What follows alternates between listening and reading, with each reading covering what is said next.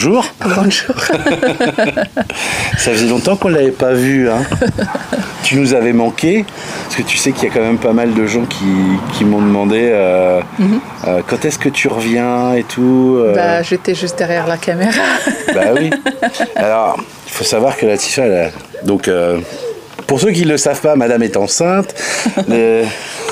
Nous sommes au mois d'août 2022 et je crois que tu vas accoucher au mois d'octobre. Ouais, c'est ça. Pour le 11, c'est ça. C'est ça. Elle a plus de ventre que moi. Pour une fois. Ah bah merci. Merci, c'est gentil. Bon, aujourd'hui on va parler ensemble un petit peu pour tout ce qui est l'élevage, parce qu'on nous a posé la question dernièrement où c'est suis-je fait pour devenir éleveur de chiens? C'est ça.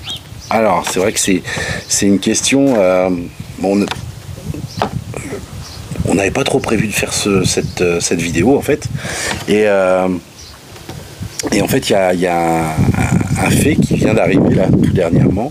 Oui, c'est un sujet qui était un peu sensible. Ouais, c'est ce que je voulais dire. C'est ça, moi ça me travaille vachement. Un peu sensible, parce que ça montre une triste réalité d'un côté des éleveurs. Je crois qu'il faut que tu parles plus fort parce qu'ils vont pas t'entendre. Hein. D'accord. Donc, dernièrement, il y a un sujet qui était un peu choquant d'une éleveuse des chiens qui s'est retrouvée avec un nombre de chiens, combien? 170 chiots invendus. Invendus, ouais. Et dans un laps de temps très court. Hein. C'est ça. Et cette éleveuse des chiens, elle a eu malheureusement que deux choix à proposer. Soit vous m'aidez à vendre mes chiens à tel prix, ou bien soit les euthanasies. Malheureusement, voilà. En gros, c'est j'ai 170 chiots à vendre. Bon, alors, soit vous m'aidez à les vendre, plein pot. Hein. À tel prix. Ça faisait 1 000 €. Donc, c'est pas des prix excessifs, mais c'est le prix que ça se vend, sa race de chien. C'est des gros chiens. Donc, ça se vend pas très très bien. Donc, en gros, c'est soit vous m'aidez à vendre mes 170 chiots, ou alors j'en euthanasie 50. Alors.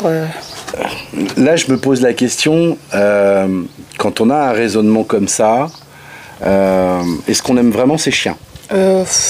Ouais, c'est ça, malheureusement. Et en plus, ça donne une très mauvaise image sur les éleveurs. Parce que là, le fait de proposer ça, ça veut dire qu'elle n'est pas une... elle n'aime pas ses chiens. Ouais. C'est l'argent ou la mort. Par contre, j'en rigole, mais en fait, j'en rigole pas intérieurement. Parce que c'est horrible d'avoir des raisonnements comme ça. Et j'ai du mal à comprendre comment on peut raisonner comme ça. C'est ça, parce qu'il y a beaucoup de solutions à proposer. Soit elles peuvent faire des dons. Il y a beaucoup de gens qui ont besoin des chiens, mais ils n'ont pas les moyens pour les acheter.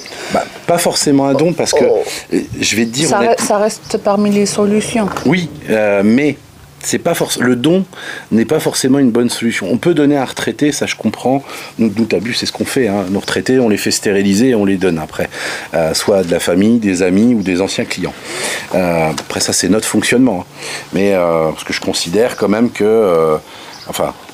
on est sur la même ligne de conduite tous les deux, et je considère que quand un chien vous a fait gagner de l'argent, aller revendre en plus encore, essayer de gratter encore du pognon sur le dos du chien, je trouve que c'est un petit peu abusé. C'est un moment, c'est hard quoi, comme raisonnement. Comme j'ai dit, ça reste parmi les solutions. Bien sûr, faut bien choisir à qui tu vas donner ton chien. Et en plus, ou bien les vendre à des prix symboliques. Ça rattrape. Faut arrêter. Comme on dit, faut arrêter l'hémorragie. Parce que c'est une cas urgence, le fait d'avoir. Bien sûr. Ce nombre de chiens vendus, elle peut les vendre à des prix symboliques. Oh, ça paye au moins les frais basiques, hein, le vétérinaire, sont des chiens lof, etc. Donc le prix d'un certificat de naissance, de la saillie, enfin des petits frais qui sont pas énormes, et ça peut permettre de vendre les chiots au moins 300 €, mais au moins à ce moment-là, à 300 €, je suis sûr qu'elle aura du monde. C'est ça, ouais. Ou au pire 500 € et elle voit avec sa vétérinaire pour les faire stériliser, pour se dire au moins comme ça, je suis sûr que c'est pas des éleveurs malveillants qui vont venir pour en profiter pour monter des élevages, un petit peu faire n'importe quoi.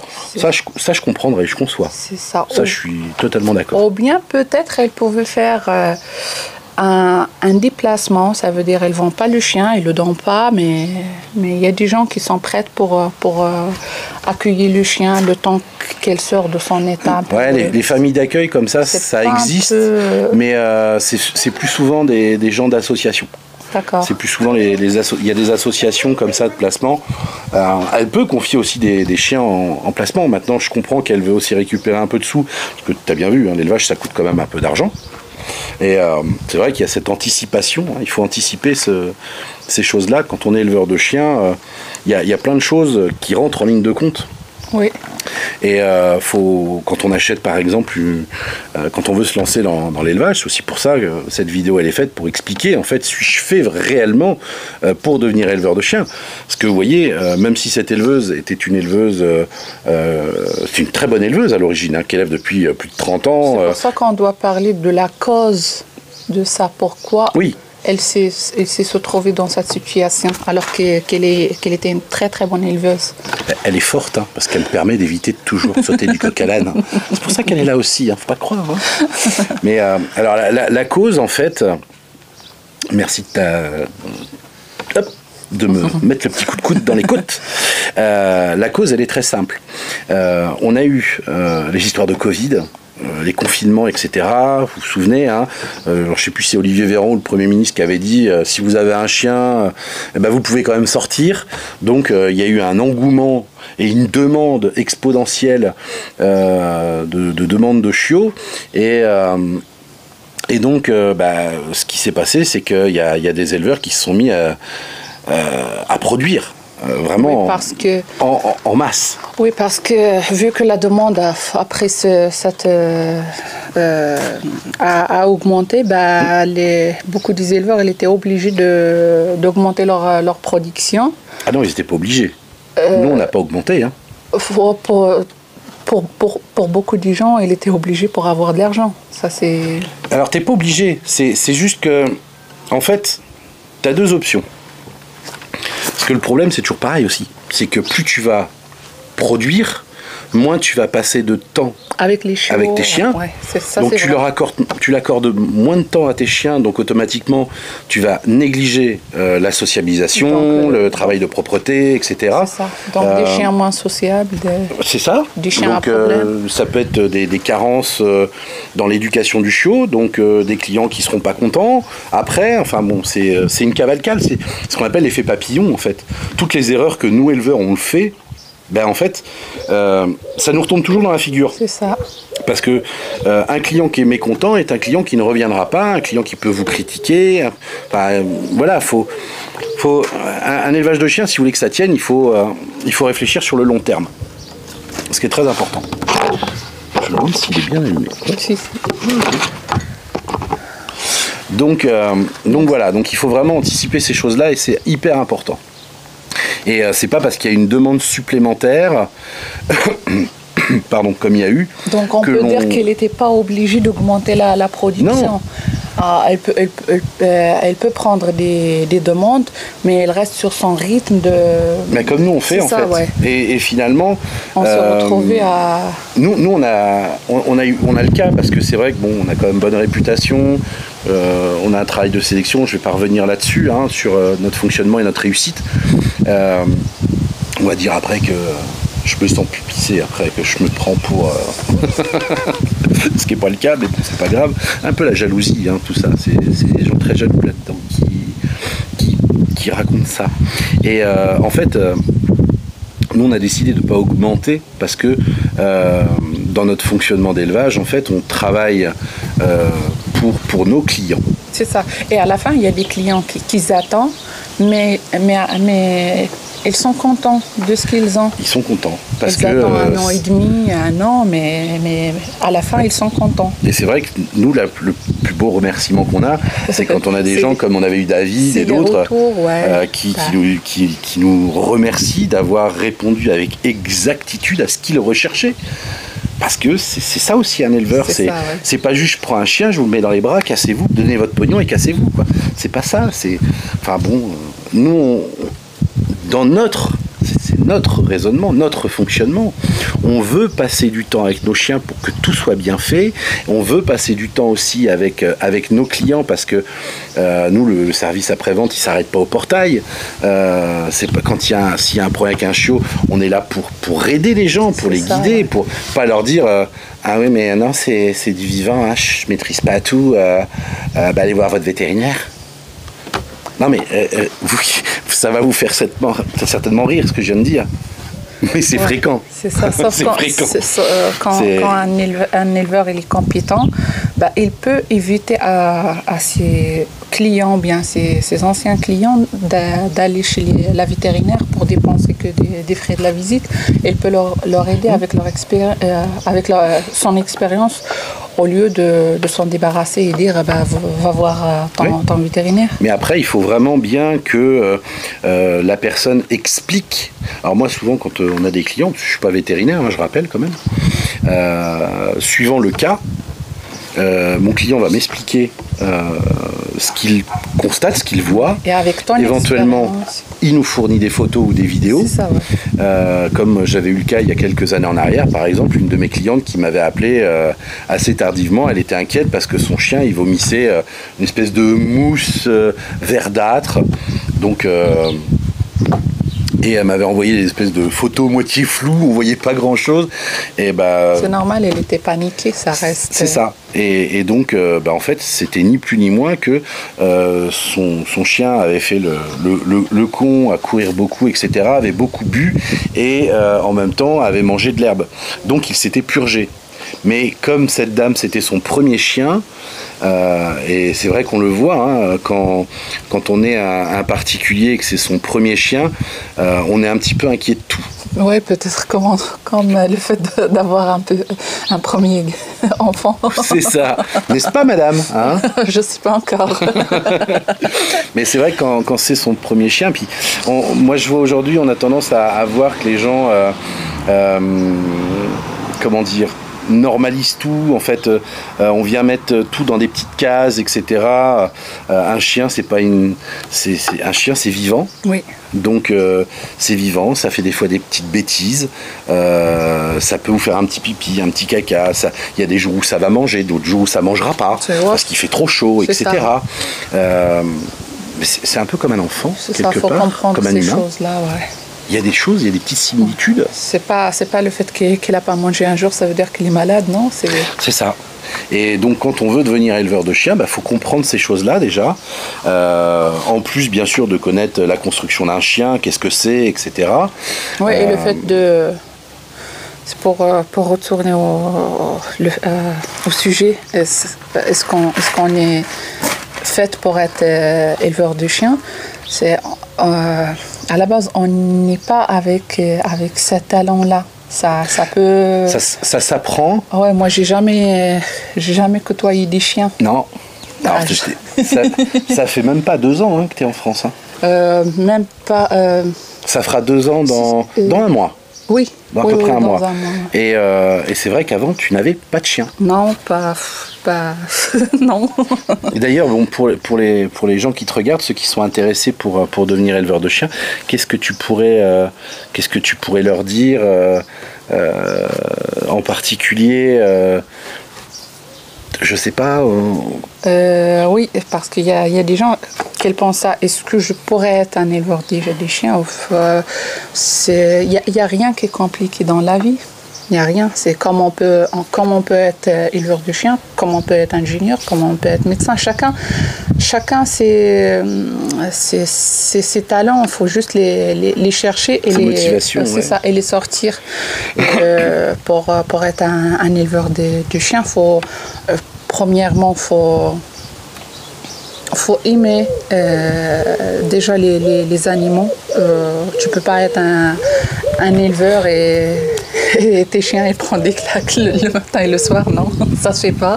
Faut avoir, comment on dit, faut s'imposer une hygiène de vie aussi. Il y a un rythme. Ça c'est obligatoire. Il y a un rythme. Faut avoir Quand on est éleveur de chiens, on peut pas se lever à midi le matin. C'est pas possible. Non, faut s'adapter avec le chien. C'est pas le chien à s'adapter avec toi, parce que c'est quand le chien a besoin de faire ses besoins le matin, tu vas pas le laisser faire ses besoins dans la caisse où il dort ou bien non. Je te coupe. Il y a des éleveurs qui ont trouvé la solution. Ils les laissent dans des parcs à l'extérieur. Voilà. Ça reste leur choix. Oui, mais t'as vu qu'il y a quand même un problème parce qu'un chien, quand il vit continuellement au parc en extérieur, les chiens sont absolument pas sociables. C'est tout à fait ça. C'est des chiens gueulards, c'est des chiens qui moi que j'ai jamais vécu avec des chiens, je peux constater ça rapidement. Là, je peux voir le chien dès le premier contact. Je peux voir s'il est un chien sociable, s'il est bien dans sa tête ou pas. Et ça montre comment ce chien il était élevé. On peut dire aussi, pour être un éleveur du chien, faut être bosseur. Parce que si tu travailles pas, parce que ça reste un métier comme... je peux pas dire comme les autres. Chaque métier a ses avantages et ses inconvénients. Ouais. Faut être bosseur parce que avec les chiens, t'as pas un emploi du temps de 8h à midi, 14h, 18h. Tu es avec les chiens 24 sur 24. Ça veut dire un chien, il peut lui arriver un problème à minuit. Tu es obligé de prendre ta voiture et aller voir si c'est un cas urgent. Et aller voir ta vétérinaire. C'est d'ailleurs ce qu'on explique aux jeunes. Pour tous les jeunes qui sont stagiaires et autres, c'est là où c'est compliqué parce que quand on les a en stage, donc il y a forcément des horaires, ce qui est normal, mais on leur explique que dans la réalité, dans le vrai fonctionnement, quand on est éleveur de chiens, on n'est pas aux 35 heures. Non.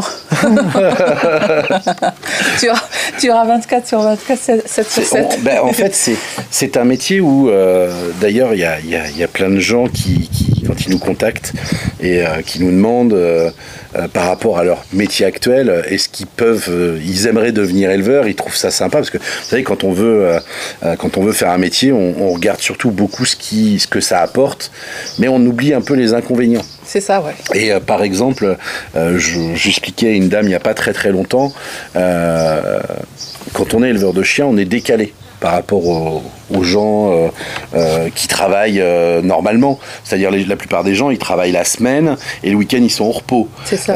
Nous, écoute, ma chérie, petite question, est-ce que tu peux le vendredi soir ou le samedi soir aller avec les copains, les copines faire la fête, hein? Je fais pas la fête, mais non. Non, oui, on a des clients qui arrivent le samedi matin, le dimanche matin. On a plus de clients qui viennent le week-end que la semaine. Oui, parce qu'on s'adapte. On s'adapte aussi avec le rythme des clients. Comme on s'adapte avec le chien, on est obligé de s'adapter avec les clients parce que on sait très bien que la plupart des clients, ils travaillent la semaine. Donc, ils n'ont que le week-end pour venir visiter l'élevage ou bien voir leurs chiens. Donc, on ne va pas leur dire non, le week-end, non, on va voyager, non, on va faire ça. Plus on dit non, plus on se met des barrières et ces barrières nous empêchent d'avancer sereinement. On est obligé de laisser toujours la porte ouverte pour les clients. On s'organise. On va pas recevoir 25 personnes par jour, mais on s'organise pour recevoir chaque client dans une journée différente. C'est pas pour éviter les mettre en contact, non. Des fois, ça nous arrive, mais c'est juste pour donner à chaque client son temps. C'est important. C'est important, ouais. Mais des fois, ça nous arrive d'accueillir 2 clients en même temps parce qu'on n'a pas... Mais il y a des moments où on est un peu bousculé par le temps. Ouais. Et c'est vrai que après c'est notre système, et je trouve quand même après toutes ces années, parce que je suis quand même dans le chien depuis 96, on est en 2022, ça commence à faire. C'est vrai que j'ai des retours, si vous voulez, parce que aujourd'hui, quand je discute avec certains clients qui ont déjà eu des chiens avant, que ce soit des Boston Terriers ou autres, hein, on s'en fout, c'est pas ça l'important, c'est le retour où ces clients me disent mais putain Denis, chez toi ça n'a rien à voir quoi. Quand ils ont été ils ont eu par le passé, ils ont acheté un chien au téléphone, l'appel a duré 10 minutes. Quand ils sont venus voir le chien, ouais, ça a duré 20 minutes, une demi-heure, et le jour de la prise, pareil. C'est ça, Or que, moi, je leur dis non, parce que chez nous, quand on dit familial, c'est familial, quoi. C'est dans notre façon d'élever, dans notre façon d'être avec les gens. J'ai les gens qui m'appellent, et je vous en remercie, quand on me dit Denis, c'est appréciable, on ressent en toi le côté, enfin moi, il n'y a pas que moi, on est deux, hein, faut pas l'oublier, hein. Comme dit l'expression, l'un sans l'autre, nous ne serions rien. Voilà.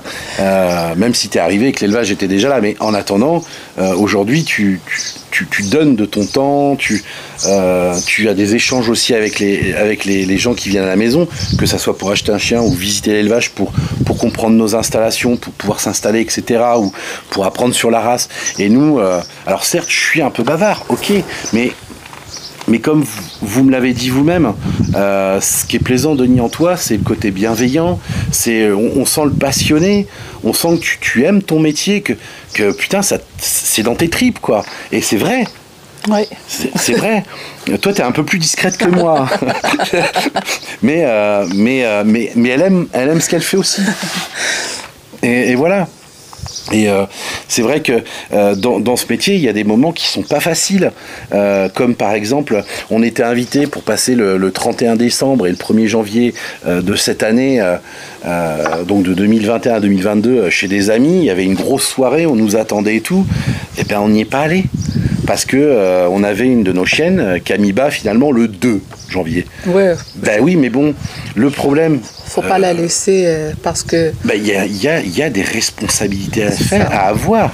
On peut pas se dire « Ah ben je m'en branle, excusez-moi d'être vulgaire, parce que je vais aller faire la fête et puis la chienne, bon bah elle se démerde. » Une chienne, quand elle va perdre les os, elle va pas prendre le téléphone et appeler l'ambulance. Non. Et puis je vais pas non plus faire comme... tu sais qu'il y a un truc de dingue. Je connais une éleveuse qui dépose ses chiennes pour les naissances. Elle dépose ses chiennes chez son vétérinaire. Véridique, hein. Ouais, c'est-à-dire qu'elle ne gère aucune mise bas. Ouais. C'est la chienne, donc ils font des taux de progestérone, etc. Et puis elle prend la chienne et hop, elle la pose chez la véto, elle la récupère 24 heures plus tard. Démerdez-vous. Ouais. Et là je me dis, mais elle est un peu comme le H de Hawaï. T'es là, mais tu sers à rien. C'est comme ça fait partie du boulot, quoi. Donc, bien sûr, alors forcément, faut comprendre. Quand on est éleveur, on doit pas avoir trop peur du sang, parce que quand il y a une mise bas, si c'est une mise bas naturelle, c'est vrai, ouais. Parce que moi, au début, j'avais une phobie de sang, même sur la télé, je pourrais pas regarder un truc de sang. Walking Dead, le truc avec les zombies, ça tu peux pas. Oui, pour l'instant même les zombies, j'ai encore peur, mais le sang, ouais. Mais la première césarienne où j'ai assisté, où j'ai vu le sang, j'étais presque de tomber. Eh oui, tout ça fait vraiment partie. Pour éviter ça, faut travailler sur soi, faut se forcer des fois pour éviter des choses là. Là, pour l'instant, je peux voir une césarienne, ça m'arrive rien. Je reste toujours sensible sur des blessures, des grosses... Mais c'est normal, on est sensible. Ouais, mais pour une césarienne, je peux l'assister, je peux voir les chiots quand il sort. Comme une des vidéos qu'on a fait dernièrement où j'étais à côté de toi et t'avais vu comment c'était et là tu t'es mis... c'est ça, ouais. Parce qu'il y a un moment, il faut s'y mettre aussi, quoi. C'est ça. Au bon moment. Mais c'est vrai que quand on se lance dans l'élevage... faut pas se dire. Faut se donner la chance pour essayer les choses, pour faire les choses. C'est ça. Et puis pas se dire non mais je vais laisser faire le vétérinaire et tout, parce qu'il y a un moment, bien sûr, vous n'allez pas pouvoir faire le travail du vétérinaire, mais si il y a l'aspect gestion financière aussi. Si vous demandez à votre vétérinaire de faire la césarienne, de gérer les chiots, de tout faire, il y a un moment, ça va vous coûter un bras. Et ça, vous le payez. Donc il y a un moment aussi, plus on sait faire de choses soi-même, plus on économise voilà, et qu'on s'en sort mieux quelque part. C'est ça. Y a beaucoup de choses. C'est comme là, on a fait changer dernièrement le système de chauffage. J'ai vu le monsieur qui a mis son échelle sur le toit, qui est monté et tout ça, qui a emmené après la gaine à l'intérieur. Bon, on peut le faire si on veut. D'autres entreprises, elles, ne font pas ça pour des raisons X ou Y et qui vont vous dire bon bah non mais moi il me faut un chariot élévateur, machin. Et la blague c'est que ça va vous coûter 1000 balles de plus quoi. Oui, c'est Or vrai. que on peut poser une échelle et monter. On n'a pas non plus une maison qui fait 50 mètres de haut. C'est ça. Mais il y a le côté, en fait, tout ce qui fait les surcharges financières et qui fait que les éleveurs s'en sortent pas. Pour ceux qui s'en sortent pas, c'est le côté fainéantise. C'est ça. Concrètement. C'est le côté un petit peu facilité de la vie où on se trouve des excuses pour ne pas faire ci, pour ne pas faire ça, comme sur l'alimentation, par exemple. Ouais. Donc, alors, chacun voit midi à sa porte. Ouais, c'est... Mais c'est vrai que quand on regarde, quand on nourrit comme nous, sainement, avec on a une traçabilité sur tout ce qu'on donne, ben, au final, on donne rien de chimique à nos chiens. Ben, ça nous coûte moins cher. Alors c'est vrai que ça nous prend un petit peu de temps pour nourrir le matin. Ça fait quoi? Ça dure 10 minutes, un quart d'heure, je pense, un truc comme ça, pour préparer et puis donner à manger. 10 minutes, un quart d'heure, pas plus. Ouais, pour tout finir, on peut dire une 30 minutes pour tout oui, avec le temps de ramasser les gamelles et tout. Ouais. Si on nourrissait à la croquette, ça nous prendrait combien? Peut-être 10 minutes de moins. Ouais, c'est ça. Mais... Pour 10 minutes. Mais il y a beaucoup d'économies, il y a beaucoup de... Il y a surtout... ça reste autre sujet, mais ça, le fait de nourrir à la viande, ça reste du bien pour le chien au lieu de donner de la croquette. On a un truc, excuse-moi de te couper ma chérie, mais en nourrissant comme ça, t'as remarqué, on ne va pas chez le vétérinaire pour faire des détartrages. Non. On n'a pas de chiens qui ont des problèmes urinaires. On n'a pas de chiens qui ont des problèmes de santé, parce que faut comprendre qu'avec tout ce qui est chimique, les apports de sucre à gaver, tous ces antioxydants, ces trucs qui fixent, machin et tout qu'il y a dans les croquettes, il y a un moment, ça a des répercussions.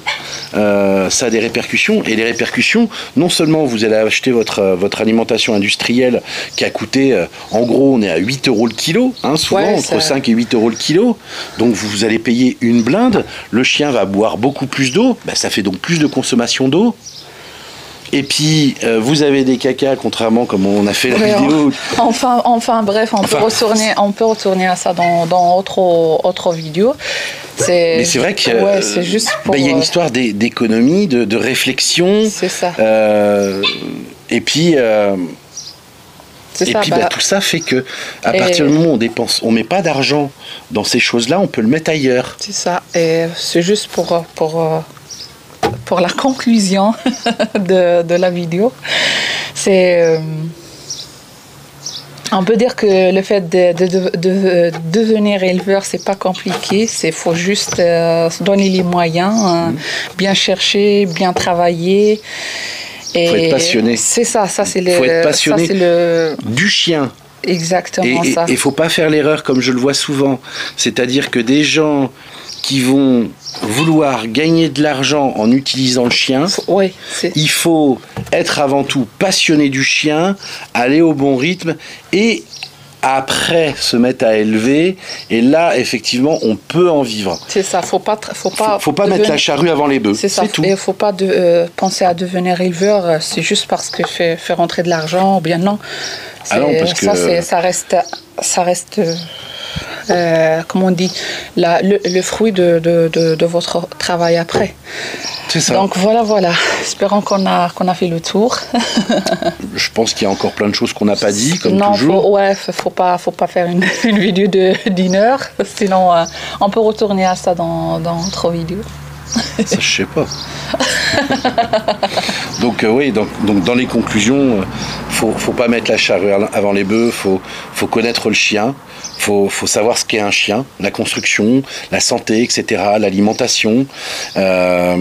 Faut être aussi un peu gestionnaire. Parce que c'est vrai que... Pour qu'à la fin, il faut éviter de se trouver avec un 170 chiots invendus.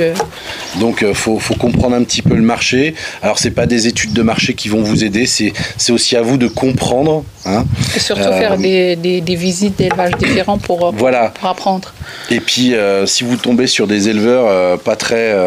on va dire des éleveurs malveillants qui vous demandent de payer 50 € pour une visite, ce genre de personnage-là, évitez. Parce que franchement, un élevage, c'est pas un zoo. C'est pas un zoo, c'est ça. Et c'est véridique, hein, cet élevage, sans donner le nom, il est en Bretagne, il demande 50 € par visite, quoi. C'est juste le truc aberrant. Mais voilà, mais bon, c'est des gens qui sont passionnés par l'argent, encore une fois. Mais c'est ce type de personnages-là, avec leur mentalité, leur fonctionnement, c'est des gens qui à un moment vont couler. Alors le problème... Et malheureusement ça donne une mauvaise image bien sûr de la profession. Ouais. Et la grosse problématique pour moi, ce qui me fait le plus de mal au cœur, c'est qu'au final, ce genre de personnage-là, quand ils se retrouvent à arrêter l'élevage par la force des choses, parce que financièrement ils n'y arrivent plus, parce qu'ils n'arrivent pas à vendre leur chien et tout, alors dans un premier temps, ils vont brader les prix, ils vont casser les prix parce qu'ils n'y arrivent plus, ce qui fait du mal aux autres éleveurs qui eux-mêmes peuvent avoir des difficultés, mais en plus, c'est que derrière, il y a un moment, ils arrêtent et les chiens, ils les euthanasient ou ils les jettent à la SPA ou aux associations, etc. Enfin bon, ils en ont plus rien à foutre. Or, soi-disant dans leur discours, c'est ah non mais j'aime les chiens. Hein. Non, c'est j'aime l'argent qu'apporte le chien. C'est pas la même chose. Oui. Donc il faut pas se tromper et comme je dis souvent, quand on veut se lancer dans une race de chiens, c'est ce que je disais à David l'autre soir, à un internaute. Je dis déjà quand on veut se lancer dans l'élevage de chiens, avant toute chose, il faut savoir est-ce qu'on veut élever une grande race, une petite race, savoir les avantages et les inconvénients de chaque race. Une grande race, ça mange beaucoup, ça fait des gros cacas, il faut des installations plus costauds, les frais vétérinaires peuvent être plus importants. C'est ça, est-ce qu'on veut une race où il y a beaucoup de toilettage ou pas? Alors c'est super, il y a des chiens qui sont magnifiques, hein, je veux dire, quand on regarde un petit Spitz ou des choses comme ça, c'est joli. Mais ça demande un travail de toilettage, c'est fou, il faut en être capable. Tout ça, ça demande des connaissances. Et encore une fois, ces connaissances, comprenez-le. C'est pas des choses qu'on apprend sur des formations en ligne. Non, c'est complètement bidon. Aujourd'hui, les formations en ligne pour devenir éleveur de chiens, en fait, c'est une espèce de formation. Vous allez payer, et encore maintenant, c'est même plus les gens qui payent parce qu'ils utilisent leur compte de je sais plus trop quoi, là, le CPF ou je sais pas quoi. Et en fait, vous payez une formation qui vous permet juste d'avoir la cassette. Et la cassette, comme je l'ai déjà précisé plein de fois, si vous voulez voir un peu ce que ça représente, vous me demandez et vous allez sur notre site Élevage Boston Attitude, dans la partie contact, vous m'envoyez un petit mail et moi je vous enverrai la plaquette qui regroupe toutes les informations de la cassette avec les textes législatifs, etc., etc., pour vous préparer. Et moi je vous le donne gratos. Bon, il y a un moment, voilà, il faut comprendre ces choses-là. Il faut pas aller... c'est pas parce que vous avez la cassette que vous allez être compétent pour devenir éleveur de chiens. Ça c'est de l'administratif. Oui, et pour devenir un éleveur compétent, ça vient avec le temps. Avec le temps, avec le travail, avec... le fait d'être bien entouré aussi. Il faut avoir un bon vétérinaire. C'est ça, c'est juste pour dire à la fin, c'est que pour devenir un éleveur, c'est pas très très compliqué en soi. Ça s'apprend. Ça s'apprend et ça demande une motivation. Et ça s'apprend pas dans les livres. Non, ça s'apprend pas sur Internet. Pratique, avec les visites d'élevage, avec des échanges. C'est ça, exactement. Bah bon. Oui, je sais, je suis bavard, hein, madame. Bon. Alors si vous avez encore d'autres questions sur ce sujet-là, n'hésitez pas à nous contacter. vous nous mettez un petit message sur la chaîne YouTube directement, dans la partie commentaires. Ou pour ceux qui ont un petit peu plus de... qui n'osent pas trop, vous pouvez aussi nous écrire sur Facebook, hein, vous cherchez Denis Vinet, c'est pas compliqué à me trouver. Ma chérie va peut-être mettre une photo de mon truc. Oui. Où on a le groupe aussi Facebook, hein, Boston Terrier France, qui vous permet de pouvoir aller poser des questions, et avec ma femme on essaye de vous y répondre au mieux. Tout du moins, si on a la réponse, on la donne. Si on ne l'a pas, eh ben on vous dit qu'on ne l'a pas. C'est ça. Et on a la chance d'avoir quelques éleveurs aussi compétents qui partagent avec nous. Christelle Lepelé, entre autres, et bien d'autres, hein, qui viennent aider, conseiller et tout, même s'ils n'élèvent pas forcément, ils n'ont pas forcément la même race de chien que vous. Mais c'est aussi ça le partage, c'est ce qui est agréable et c'est ce qui permet d'avancer d'ailleurs. Exactement ça. Donc voilà, donc n'allez pas trop vite s'il vous plaît, ne mettez pas la charrue avant les bœufs parce que vous en payerez des conséquences, vos animaux en paieront des conséquences, vos clients peuvent en payer aussi les conséquences. Or que si on prend le temps, parce qu'il n'est jamais trop tard, il faut être patient. C'est ça. Je sais que c'est dur, hein, parce que aujourd'hui la patience... dur. Mais comprenez une chose, c'est qu'on est obligé d'être patient parce qu'en même temps l'élevage de chiens c'est du vivant et c'est pas vous qui décidez. C'est ça. C'est pas mécanique, c'est Mère Nature qui le décide.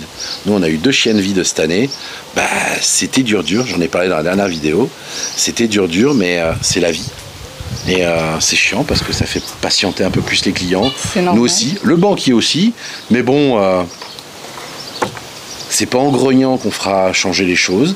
Faut juste comprendre, accepter qu'on n'a pas la maîtrise de tout, et puis continuer à avancer. C'est ça. Bon. Oui, on va couper parce qu'on a du monde qui arrive. On a un éleveur espagnol qui arrive cet après-midi. Donc voilà, on a Maïcha aussi qui va venir tout à l'heure. Donc une de nos clientes. Donc voilà. Bon, on se retrouve dans une autre vidéo. Oh non, mais j'ai compris. Dis-moi clairement. Bon, eh ben vous savez quoi, hein, moi, je vous laisse avec madame. Madame vous dira le mot de la fin. Hein. Au revoir, madame. Oui, je t'aime. À bientôt. Porte-toi bien. Salut tout le monde. À bientôt. Bon, espérons que cette vidéo n'était pas trop longue et qu'on a fait le tour de ce que vous cherchez comme réponse aux questions. N'hésitez pas si vous avez autre questions à nous mettre sur la chaîne. N'oubliez pas aussi un petit j'aime, ça nous motive, ça nous encourage pour donner plus. Et voilà, donc au revoir.